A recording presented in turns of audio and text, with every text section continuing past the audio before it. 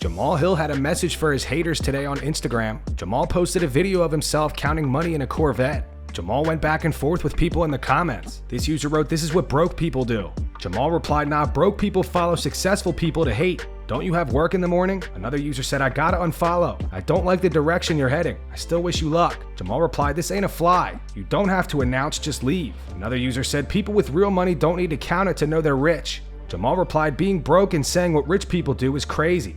This user said, "Bro's only get back to the comments is money. He thinks the UFC is the only way to get a bag." Jamahal said, "You damn sure ain't getting it in my comment section, and that's where y'all live." And this user said, "Come on, man. That's what ultimate chumps do. You just lost my respect." Jamahal replied, "Wait, no, please don't." Chael Sonnen says that he's going to attempt to knock Anderson Silva out in their boxing match this weekend. Chael says that after he beats Anderson, he's going to go beat up Jorge Masvidal. I'm going to be out there wild. I'm not going to go out and try to knock him out with my power. I'm not going to go out there and think that I can put a pressure on him and make him quit. I've tried that twice. That's not the strategy to beat Anderson. Can I beat Anderson Silva? Yeah, I mean, in my opinion, I think he's faster than me. I really do. You mentioned that last night. You said he's faster than me, which was a big surprise. Watch this. Are you ready? Ready? Do you think he can move that fast? Probably. All right, so he's faster than me, but what else? Look at how big, look at the steroids. Look how big I am. What was the question? Can I beat Anderson Silva? Yes. Are you sure? Yeah. How do I beat him? Use your power. Oh, cheat. Wise. I'm gonna fight Anderson here, and then I'm gonna go beat up Jorge Masvidal. Yeah, that's not much of a fight, right? I can't say I'm gonna fight Jorge Masvidal. Fight involves resistance. There will be no resistance with Jorge Masvidal because he's terrible. He had asked a question, but just to answer it, does Jorge Masvidal suck?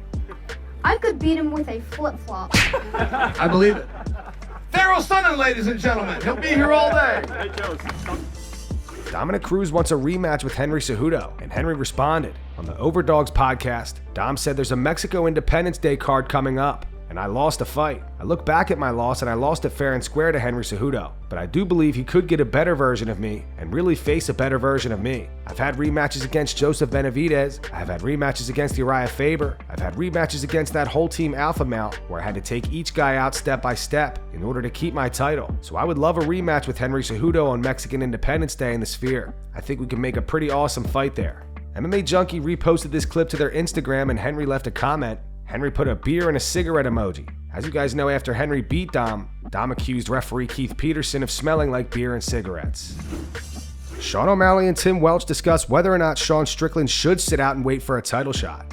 Should Sean Strickland wait for a title shot? In my opinion, I think yes. He's making some decent cheddar. He said he made some decent cheddar against Paulo Costa. Who else is there? Let him wait for the title shot. And I think he can do it. I think he can do it. I think he can do it. You're running out of to say. Here's my opinion. Should Sean Strickland wait for a title shot? I think absolutely not. Sean Strickland is a ticking time bomb. He is going to murder somebody. He is going to go off the loose cannon. He's going to get in a road rage incident. He's going to shoot somebody. He's going to get out. He's going to beat a poor, innocent civilian if he's not in fight camp. He needs to be in fight camp. He needs a fight coming up. He needs to stay dialed or else he is a loose cannon. You know what? You swayed me. I agree.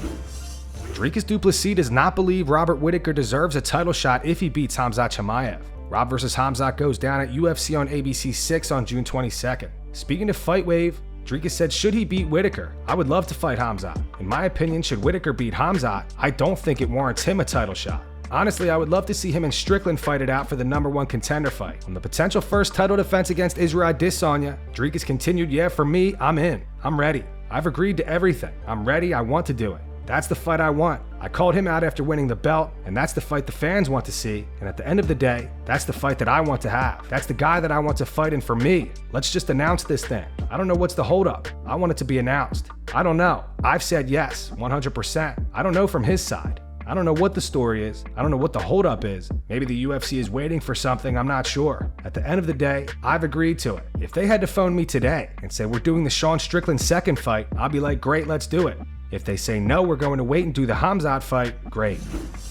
Israel Adesanya says that he is not concerned about belts and is coming for heads now. At the moment, Izzy is not officially booked. However, it's looking like he'll be fighting Dricus Du Plessis next. I'm excited. It's been a year, or almost a year, like 11 months by the time I get back in the octagon. People always like, oh, I hope you get the belt back. I hope you get the belt back. Like, I got belts. I don't need any more belts. I'm coming for heads. That's what I want to do. It's just a few that I have to touch. I'm excited to come back, but everything comes at its own time. So right now, it's just this time for training, we're chilling, working, relaxing, healing, and then when it's time for killing.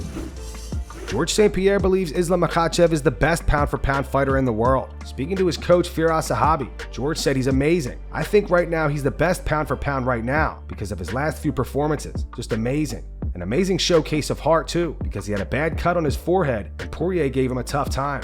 Pushed the pace to the edge, and I think that fight is going to make Makhachev even better because these are the fights that make you grow. I think in terms of skill, Makhachev right now is the best fighter, but that doesn't mean if you're the best that you always win. There's a lot of other factors outside of our control that can influence the result, but I think Makhachev is the best. But even the best can lose sometimes. I think he's already starting to get that status because beating Volkanovski, and now his last two performances are amazing. On the Jackson podcast, Jeremy Stevens discusses the time he met Conor McGregor's parents.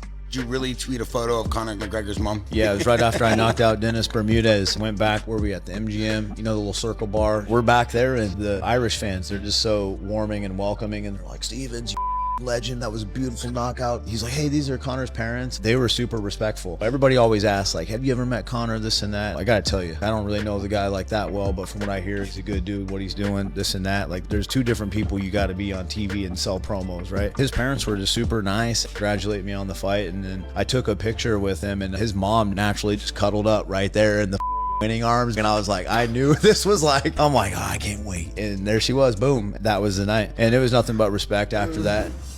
Sean O'Malley faces off with Jake Paul. Jake is currently scheduled to box Mike Perry on July 20th since the Mike Tyson fight needed to be postponed. Little boy. You think you're gonna do something? I'm gonna submit you. Mike Tyson gonna clean you up.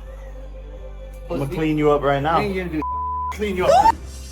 Well, guys, we have some more unfortunate fight news today. It looks like Khamzat Chimaev is out of his fight with Robert Whittaker at UFC Abu Dhabi. Australian MMA reporter Benny P posted this. It says, per sources, Khamzat Chimaev is out of his fight next week against Robert Whittaker. The frontrunner to replace Chimaev is Nasruddin Imavov. Robert Whittaker posted this to his Instagram today, and fans are speculating if this is confirming that Khamzat is out. In the caption, Rob wrote, anyone, anywhere, anytime. And that's going to wrap it up for the news. Thanks for watching. For daily MMA news and content, subscribe to Full Mount MMA and click the bell icon to be notified when we post videos. Here are the 3 top comments from last video. The first one's from the Don. It says the whole drama with Conor is annoying at this point. The second one says Ali thinking Amanda retired because of Kayla. God, I can't stand this man. And the final one's from Mr. Copes165. It says John denying poking people in the eyes is a new level of delusion. Those were the 3 top comments from last video. If you want to be featured in the next one, all you have to do is comment down below. And if you missed yesterday's news, click the video on screen right now to get caught up.